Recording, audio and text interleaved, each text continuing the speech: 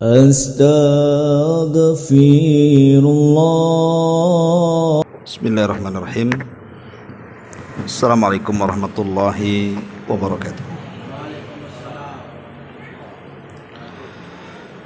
Bihamdillahi wassalatu wassalamu ala rasulillah wa ala alihi wa sahbihi wa mawalah wa la hawla wa la quwata illa billahi wa ba'du. Alhamdulillah, segala puja dan puji hanya milik Allah subhanahu wa ta'ala. Salawat dan juga salam kita hadiahkan kepada Rasul kita Nabi besar Muhammad sallallahu alaihi wa ala alihi wasallam. Ma'asyiral muslimin wal muslimat rahimakumullah. Alhamdulillah, di malam ini kita kembali duduk untuk bertalabul ilmi, dan biasa kita mengkaji tafsir singkat dari surah-surah pendek dalam juz amma. Tapi malam ini kita akan membahas tema lain yang sederhana, sebuah hadis yang dikeluarkan atau yang disahihkan oleh Syekh Nasiruddin Al-Albani rahimahullahu ta'ala dari hadis Abdullah ibnu Amr ibn Asin radhiyallahu anhu. Nabi sallallahu alaihi wasallam bersabda, "Inna fil jannati ghurafan yura zahiruha batinuha wa batinuha zahiruha." Sesungguhnya di sorga itu ada kamar-kamar yang sangat indah sekali, yang dapat dilihat dari dalam dan dapat juga dilihat dari luarnya. Ya, semacam mungkin kamar yang terbuat dari kaca, dan kamar itu berada di atas ketinggian, artinya di atas istana. Kemudian Nabi SAW ditanya, untuk siapa kamar-kamar itu? Kamar yang indah itu untuk siapa? Karena dari kamar itu seseorang yang berada di dalamnya itu mampu melihat seluruh pemandangan sorga. Kalau saya analogikan, kita berada di pila-pila yang ada di bukit-bukit, yang kalau kita nginap itu ngabisin uang, karena biasanya mahal kan gitu ya.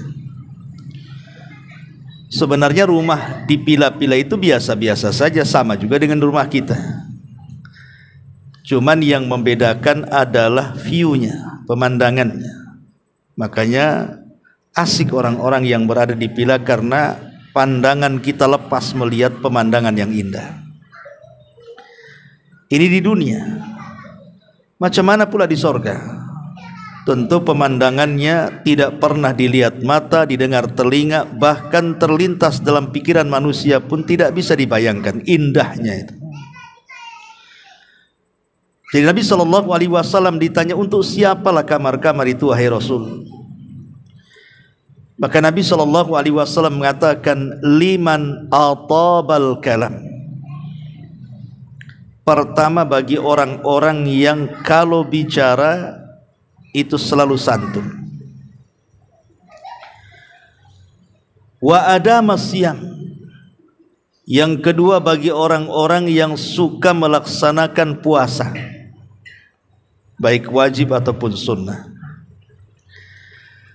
Kemudian yang ketiga, wa it'amut ta'am, bagi orang-orang yang suka memberi makan. Kemudian yang keempat, wa shalla bil laili wan nasu niyam, dan bagi orang-orang yang salat di malam hari ketika manusia sedang tidur.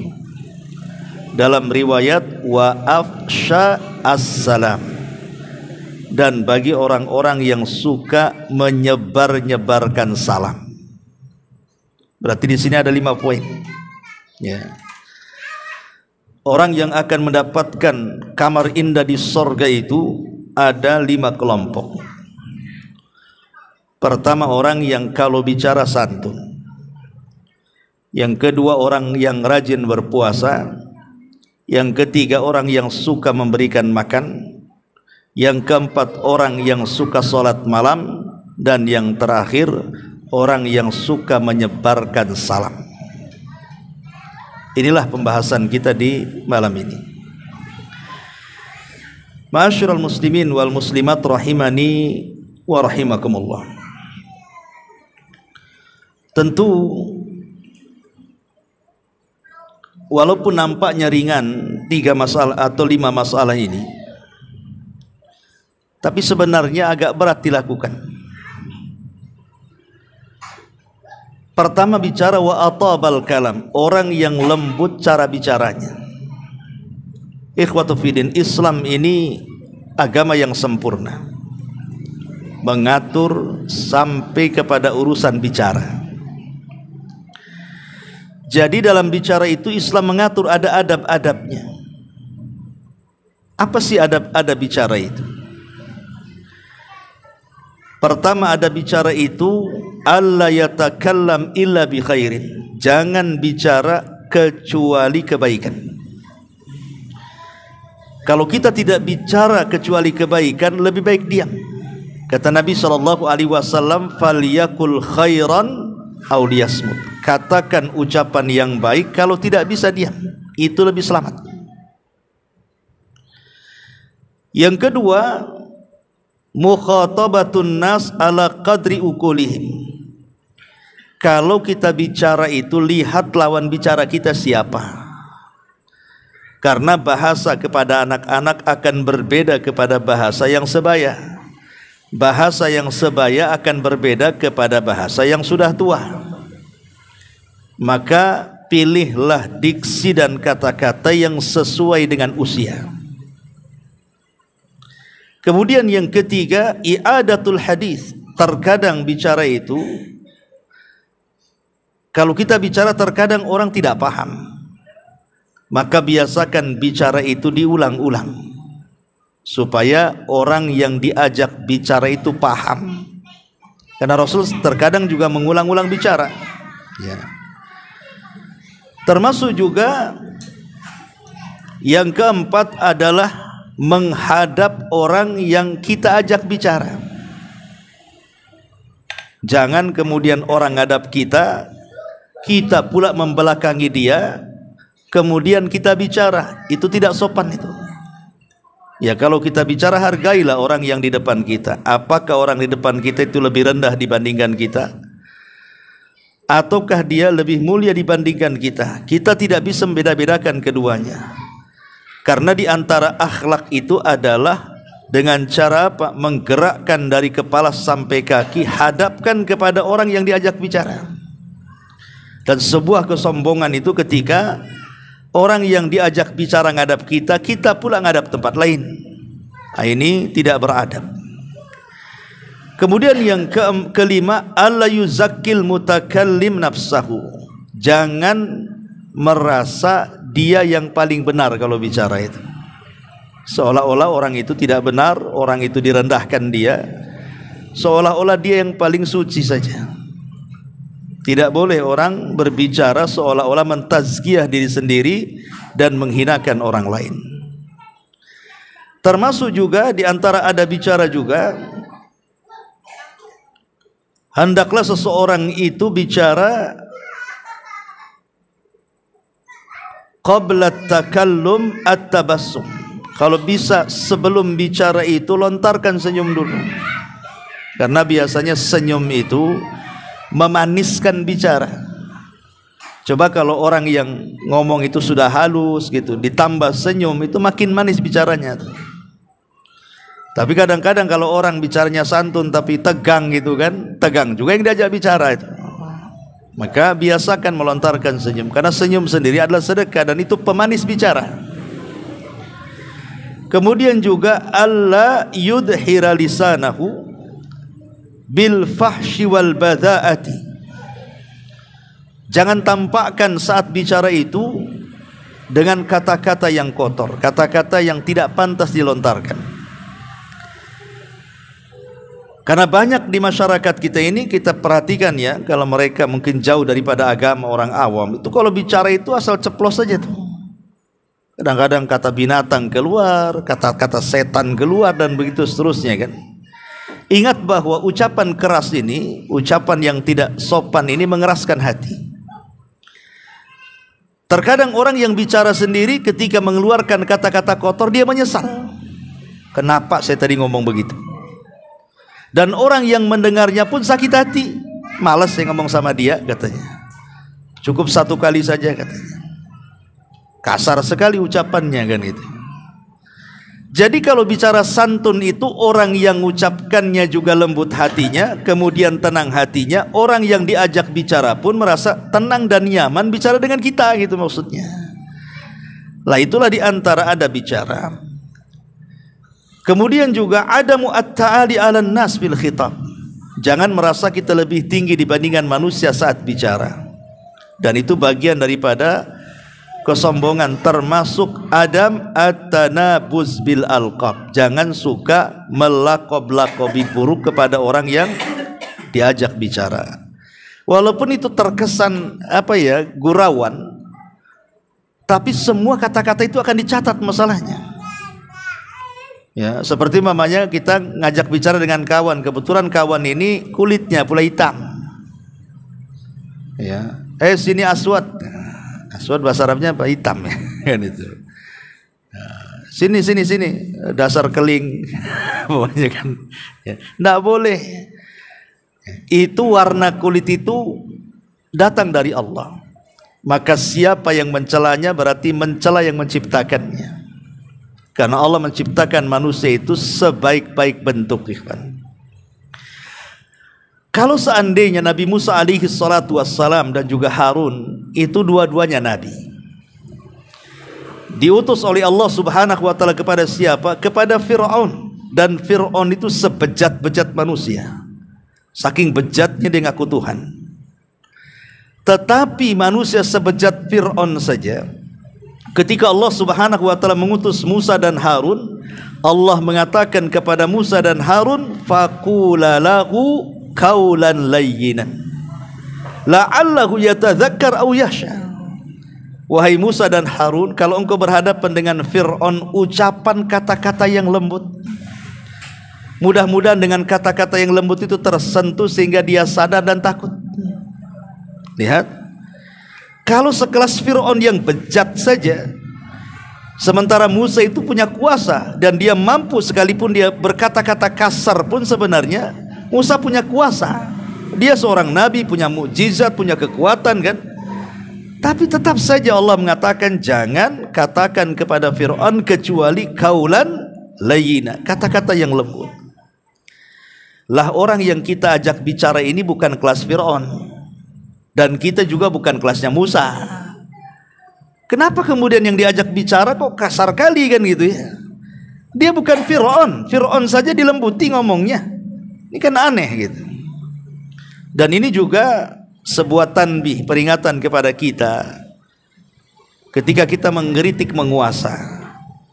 Banyak di antara sebagian para duat aneh, saya kadang-kadang lihat di YouTube, di apa, kalau sudah ngeritik pemerintah itu, wah kata-katanya tidak jelas. Soalnya pemerintah itu tidak ada baiknya. Dibilang binatang, dibilang setan, dibilang macam-macam, subhanallah. Tidak boleh ya. Kita tidak suka dengan penguasa, tetap mengkritik dengan bahasa yang lembut kan gitu. Tidak bisa juga dengan bahasa kasar. Musa dengan Fir'aun itu kurang apa sih Fir'aun itu? Apa penguasa kita lebih jahat dibandingkan Fir'aun? Lebih ganas dibandingkan Fir'aun? Ataupun penguasa kita ngaku Tuhan? Kan tidak juga kan? Ya, setiap penguasa itu ada kesalahannya. Kita nasihati kesalahannya. Ya. Tetapi yang jadi sorotan dalam Islam itu, kalaupun kita harus bicara, falyakul khairan. Cari diksi yang baik, yang lembut. Mudah-mudahan dia sadar. Karena Nabi SAW sendiri ditegur oleh Allah tuh. Walau kunta fadhan ghalidhal qalbi lan faddu min haulik. Hei Muhammad, kalau kau kasar dalam dakwahmu tuh, Nggak ada orang yang mendekat kamu, mereka akan berpaling di sekitarmu. Itu Nabi SAW diperintahkan Allah untuk jangan kasar dalam berdakwah. Sebab kalau seandainya hati kita ini jujur, kemudian niat kita ini baik, kemudian kata-kata yang keluar ini santun, pasti orang yang kita dakwahi itu pasti akan menerima.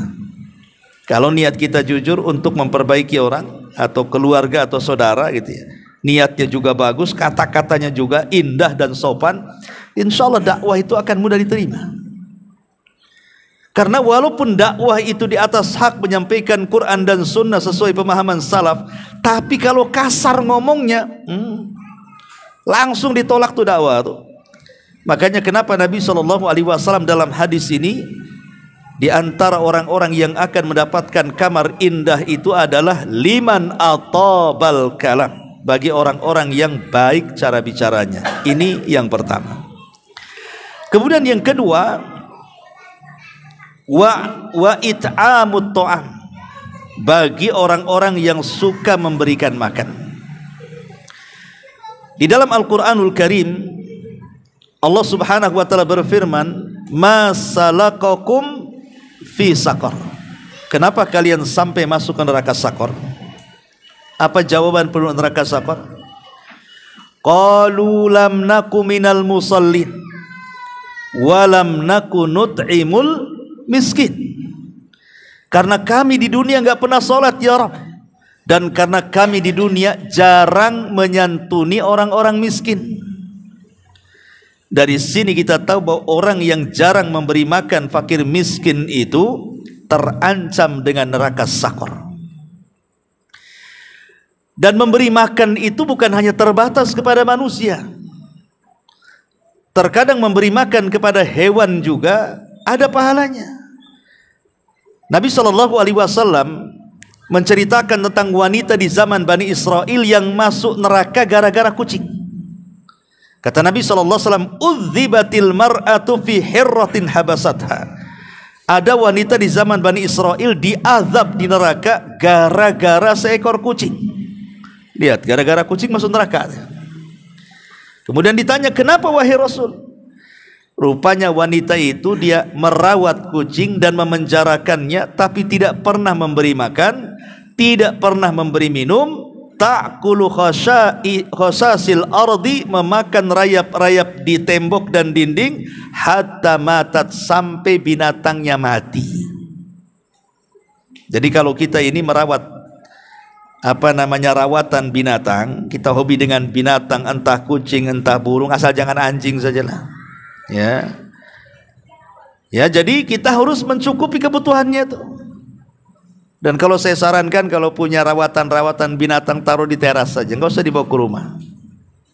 Seperti kucing kan najis itu kotorannya. Kalau dia kencing, berak itu najis. Ya memang badannya nggak najis, tapi kotorannya itu najis masalahnya. Jadi banyak saya lihat itu orang-orang yang hobi kucing itu, kadang-kadang entah gimana gitu, kadang-kadang tidur di kasurnya, masuk ke tempat sholat kan gitu ya, itu kita tidak tahu.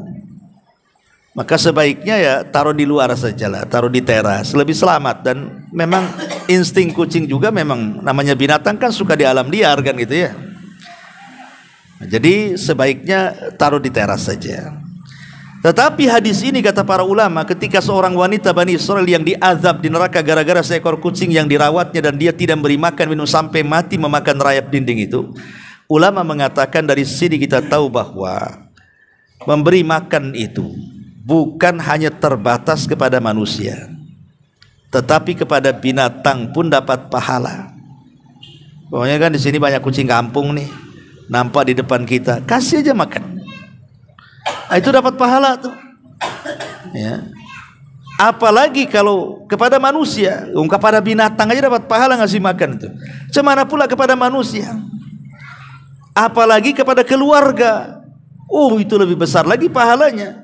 Nabi SAW sampai mengatakan dalam sebuah hadis, dinarun anfaqtahu fi sabilillah.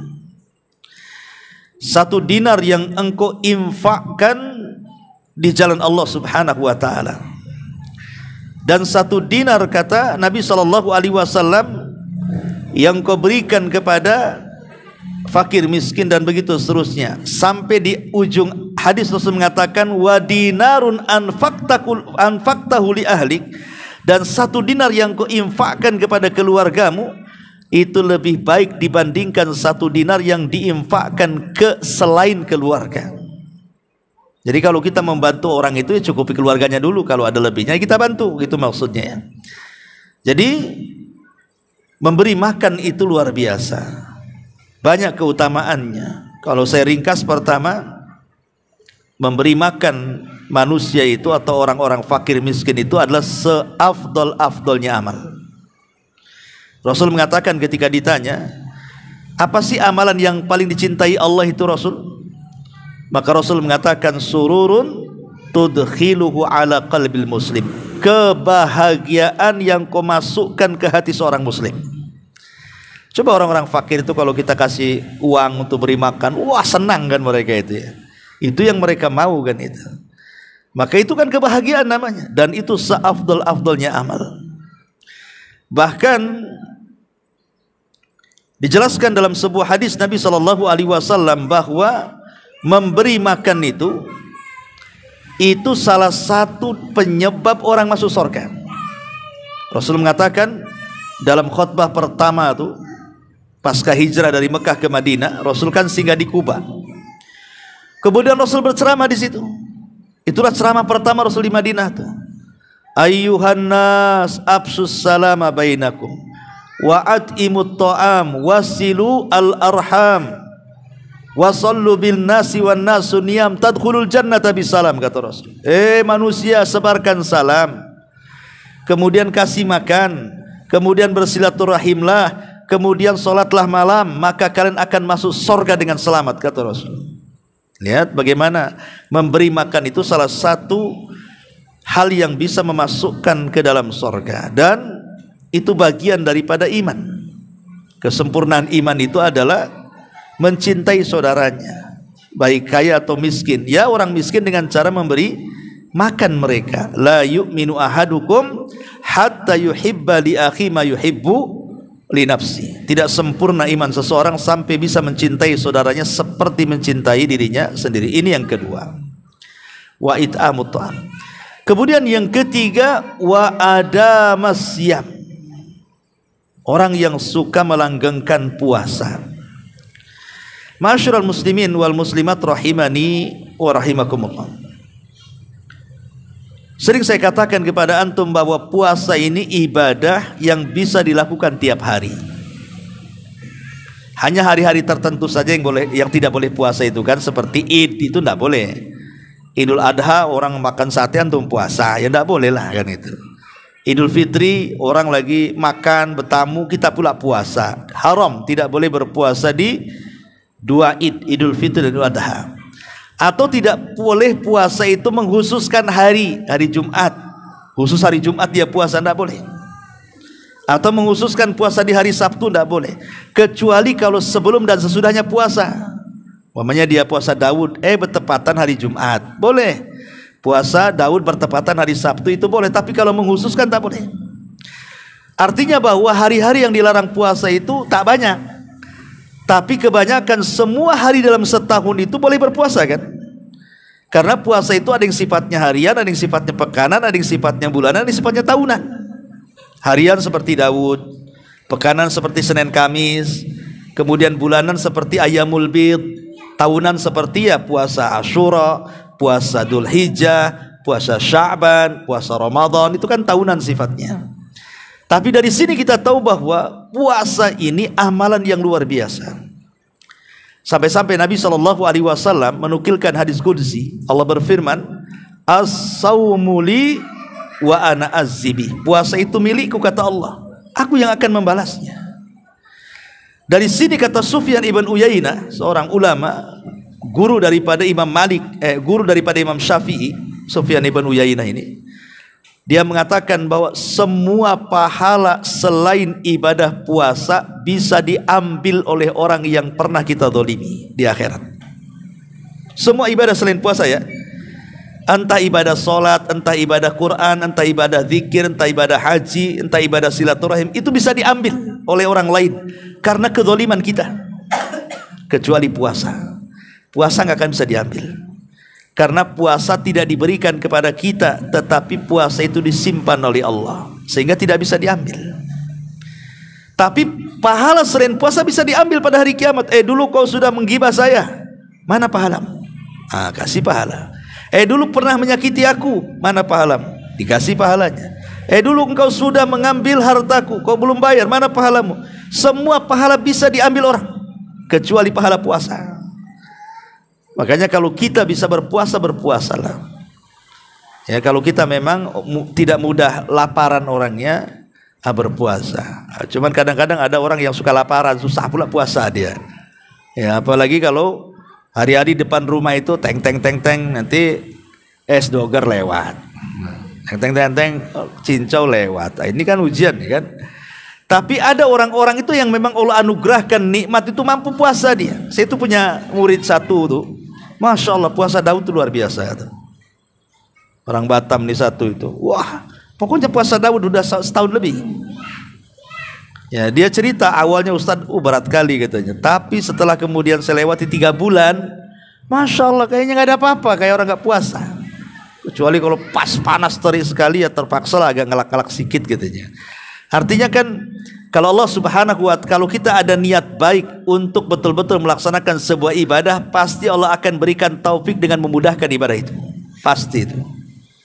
Ya, man arada man aradallahu bi khairin as-salahu. Sesiapa yang Allah kehendaki kebaikan dalam hidupnya, maka Allah akan berikan nikmat. Ketika sahabat mengatakan apa yang dimaksud berikan nikmat, Rasul yusahiluhu li amalin saleh, Allah mudahkan dia untuk beramal saleh.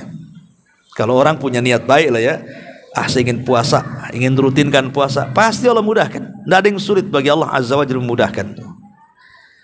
Dan puasa-puasa sunnah ini banyak juga pahalanya kan, seperti Ayyamul Bid, kemudian puasa Senin Kamis. Makanya Rasul itu hampir tidak meninggalkan puasa Senin Kamis. Kenapa? Karena setiap Senin dan Kamis itu amalan kita ini diangkat ke langit. Dan Rasul mengatakan, aku ingin saat amalanku diangkat, aku sedang berpuasa. Ya, jadi yang ketiga adalah wa adama as-siyam. Kemudian yang keempat, wasallu atau wasalla bil laili wan nasu niyam. Dan orang yang salat di malam hari sementara manusia sedang tidur. Salat malam ini ikhwan adalah kebiasaan orang-orang soleh. Orang-orang soleh dulu itu terbiasa dengan salat malam. Kemudian kita tahu bahwa pahala yang akan diberikan kepada orang salat malam ini besar sekali, karena biasanya amalan yang sembunyi-sembunyi itu, seperti salat malam itu kan kesannya sembunyi, karena orang sedang tidur dia salat kan, itu mendekati keikhlasan dibandingkan amalan di siang hari. Jadi mau riya sama siapa kalau salat malam-malam kan? Kecuali antum live di TikTok, lain ceritanya kan. Tapi kalau memang tidak ada media sama sekali, manusia sedang tertidur, itu memang luar biasa. Kalau memang tidak ada keutamaan bagi salat malam itu, kecuali hadis Rasul yang mengatakan bahwa afdalus shalah ba'dal maktubah salatul lail, seafdal-afdalnya salat setelah salat wajib, salat malam itu sudah cukup sebenarnya. Berarti di antara salat sunnah yang lebih afdal dan paling afdal setelah salat wajib adalah qiyam al-lail. Dan Rasul tidak pernah meninggalkan qiyamul lail. Kalau sesekali Rasul meninggalkan karena ada sebuah kesibukan, Rasul ganti besoknya dengan melaksanakan duha 12 rakaat. Itu Rasul kebiasaan. Kalau malamnya tidak sempat salat malam, diganti dengan salat siang 12 rakaat itu Nabi itu. Karena bagi Nabi salat malam itu sebuah kewajiban. Dan ingat bahwa salat malam ini bertepatan dengan turunnya Allah ke dunia. Kan Allah setiap sepertiga malam akhir kan turun tuh. Kemudian mengatakan, siapa yang berdoa aku kabulkan, siapa yang minta aku kasih, siapa yang istighfar aku ampuni dosanya. Jadi tahajud ini kesempatan emas bagi kita untuk mengumpulkan hajat kita kepada Allah gitu. Masalah-masalah di siang hari itu kita bisa panjatkan, ya Allah saya ada masalah ini, besok saya menghadapi masalah, tolong ya Allah mudahkan, uraikan masalah saya. Kita bisa mengadu di sepertiga malam itu, Allah sedang turun kok kan itu. Jadi ini kesempatan, makanya orang-orang yang biasa melaksanakan sholat malam itu, maka dia akan mudah dalam menghadapi segala masalah. Kenapa? Karena dia mendapatkan kesempatan berdialog dengan Allah di sepertiga malam akhir ketika Allah turun. Maka biasakan sholat malam. Dan yang terakhir, Nabi SAW mengatakan wa absas salam, dan menyebarkan salam. Ikhwan dan akhwat yang dimuliakan Allah Azza wa Jal, ucapan salam ini bukan ucapan biasa. Ingat ya, ucapan salam ini bukan ucapan biasa, tapi ucapan luar biasa. Siapa di antara kita yang tidak ingin selamat badan kita dari penyakit? Semua kita ingin kan, supaya badan kita ini selamat dari penyakit. Karena kadang-kadang kalau orang punya penyakit itu tidak enak. Seperti saya aja kalau sudah datang asam urat tuh nggak enak juga tuh, jalan susah, sholat susah gitu ya. Orang yang kena kolesterol kadang-kadang katanya ngumpul di pundak itu kayak bawa beban berat, nggak enak. Orang pusing aja, demam nggak enak, sakit itu lo nggak enak. Ya. Artinya siapa sih di antara kita yang tidak ingin selamat dari penyakit? Semua kita ingin selamat dari penyakit. Bahkan kalau orang sudah umuran itu 50-60 tahun tuh, kalau bangun dari tidur kok nggak ada yang sakit tuh senangnya luar biasa tuh. Karena orang itu pengen selamat dari penyakit, atau selamat dari ucapan orang. Siapa tidak ingin coba selamat dari ucapan orang? Tidak digibahi orang, tidak difitnah orang, tidak dibully orang, tidak didustai orang, tidak direndahkan orang. Semua pengen selamat dari ucapan manusia ya. Atau siapa yang tidak ingin selamat dari wabah dan fitnah gitu? Semua orang ingin selamat.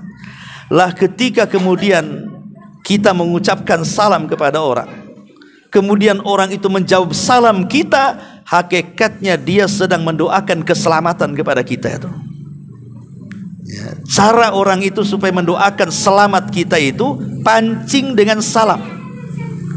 Assalamualaikum, tidak mungkin dia nggak jawab. Waalaikumsalam, kan gitu artinya.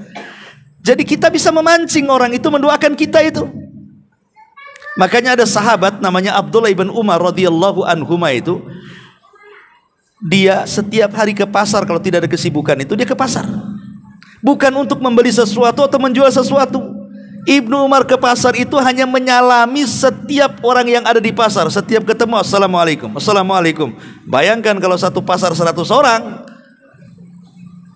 yang menjawab salam 100 orang, berarti 100 orang itu mendoakan keselamatan kepada kita.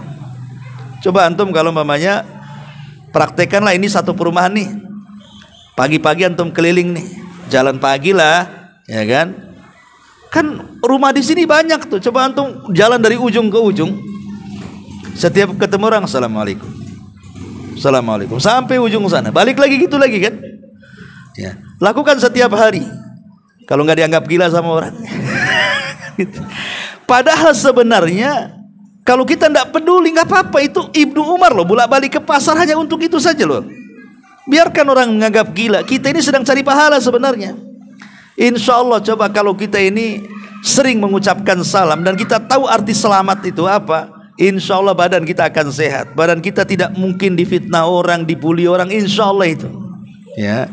Karena kita didoakan. Nah, cuman kadang-kadang kita bakhil. Makanya kenapa orang yang bakhil itu bukan orang yang dipinjami duit tidak mau ngasih, tapi sebakhil-bakhilnya orang bakhil adalah orang yang jarang mengucapkan salam. Maka ucapkanlah salam. Karena dalam Islam itu kalau menjawab salam kan harus komplit, minimalnya setara atau lebih. Kalau kita katakan assalamualaikum, maka harus dijawab waalaikumsalam warahmatullah. Kalau kita katakan assalamualaikum warahmatullah, maka harus dijawab waalaikumsalam warahmatullah wabarakatuh. Yang menjawab itu harus lebih komplit dibandingkan yang mengucap. Kalau orang itu komplit, kita komplit. Kalaupun tidak komplit, maka kemudian setara, jangan kurang. Ini yang mengucapkan salam komplit. Assalamualaikum warahmatullahi wabarakatuh. Waalaikumsalam. Gimana ya? Nggak boleh ya. Yang menjawab harus lebih komplit dibandingkan yang mengucapkan salam. Karena itu perintah Quran. Idza huyyitum bitahiyatin fahayyu bi ahsana minha aw rudduha, kata Allah. Kalau kalian melontarkan sebuah salam, penghormatan salam, maka jawablah dengan jawaban yang lebih baik atau setara. Itu Quran yang mengatakan, jawab yang lebih baik atau setara. Maksud setara itu kalau dia mengatakan Assalamualaikum warahmatullahi, kita katakan Waalaikumsalam warahmatullahi, itu setara namanya. Tapi Allah dahulukan, maka jawablah yang lebih baik. Berarti Waalaikumsalam warahmatullahi wabarakatuh. Jangan kurang dari situ. Ya. Ma'asyiral muslimin wal muslimat rahimani wa rahimakumullah. Keutamaan salam ini banyak sekali, karena salam ini bagian daripada akhlak seorang muslim. Yang kedua, salam ini menjadikan dosa-dosa kita diampuni. Yang ketiga, salam ini menyebabkan kita masuk ke dalam surga. Yang keempat, salam ini adalah bagian daripada mengumpulkan banyak pahala. Kemudian yang kelima, doa salam itu terdiri daripada 3, keselamatan, rahmat, dan berkah. Bayangkan, ini yang dicari kita nih. Kita kan mencari di kehidupan dunia ini apa? 3 perkara inilah yang kita cari itu. Kita ingin selamat dari penyakit, ingin selamat daripada wabah dan yang semacamnya, ingin selamat dari kejahatan tetangga, ingin selamat di pekerjaan kita, ingin selamat selama perjalanan kita, dan begitu seterusnya kan. Yang kedua, rahmat. Siapa yang tidak ingin rahmat? Rahmat itu kasih sayang Allah. Ya, karena dengan kasih sayang Allah itu akhirnya anak-anak jadi soleh, pasangan juga jadi soleh dan soleha, tetangga juga jadi baik, berkat rahmat Allah. Kemudian berkah, siapa yang tidak ingin berkah? Usahanya makin lancar gitu ya, rizkinya makin berkembang. Siapa yang tidak ingin seperti itu? Lah itu ada dalam salam 3-tiganya itu.